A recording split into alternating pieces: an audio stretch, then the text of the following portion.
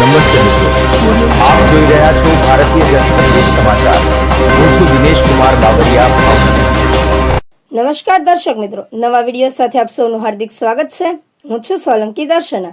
ગોધરાથી દાહોદ તરફ જતા national highway પર આજે વહેલી સવારે એક અત્યંત કરુણ અને કાળજુ કંપાવી દેનારી ઘટના સામે આવી છે.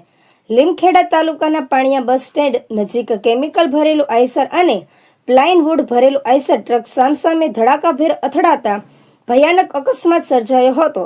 અકસ્માત એટલો જોરદાર હતો કે ટક્કર થતાની સાથે જ કેમિકલના કારણે ક્ષણભરમાં વિકરાળ આગ ફાટી નીકળી હતી.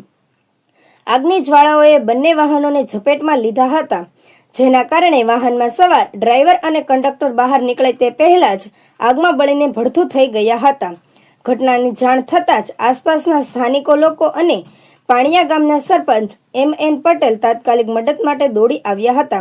બનાવની ગંભીરતાને ધ્યાનમાં રાખીને લીમખેડાના મામલતદાર શ્રી અનિલ વસાવા તથા લીમખેડા પોલીસ સ્ટેશનના PI સંદીપ વસાવા પોલીસ કાફલા સાથે સ્થળ પર પહોંચી ગયા હતા અને કાયદાકીય કાર્યવાહી હાથ ધરી હતી.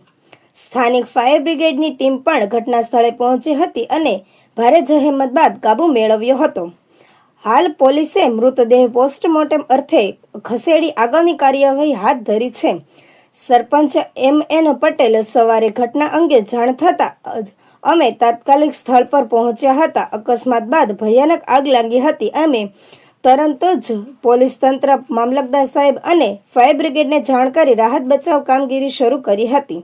નેશનલ હાઈવે પર બનેલી આ ભયાનક ઘટનાથી સમગ્ર પંથકમાં અરેરાટી વ્યાપી ગઈ હતી. રિપોર્ટર દીપક રાવળ, દાહોદ, લીમખેડા. પાસેના ભીમસિંહભાઈ રામાભાઈનો મારા ઉપર ફોન આવ્યો કે સાહેબ, હાઈવે ઉપર રત્નાપુરાના ઘરની પાસે જલદ પ્રવાહી ભરેલા ટેન્કરમાં કઈ આગ લાગી છે.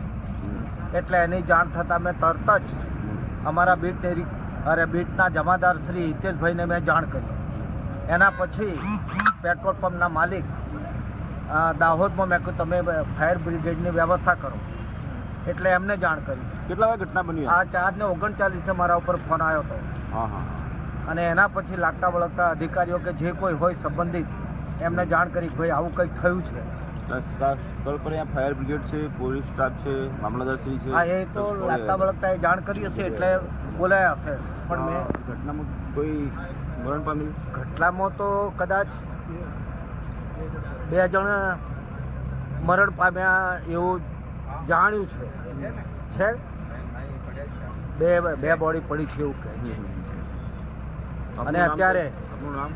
MN પટેલ.